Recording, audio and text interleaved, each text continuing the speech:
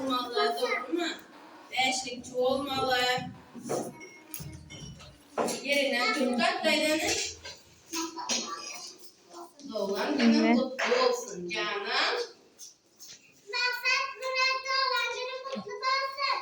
Akıllı ol. Beşlikçi ol. Maçtan eksi kestir indi. Davay gel.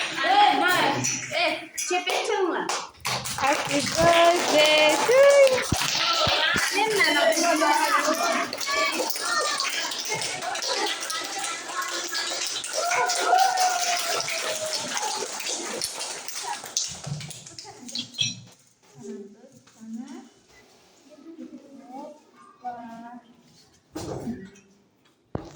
Şimdi Otur yerinde, otur. beşikçi olsun, yamalı etmezsin. Şimdi ayırmasın. Kesip başlayacağız. Bilirsen mi ya? Bana bir soru var mı?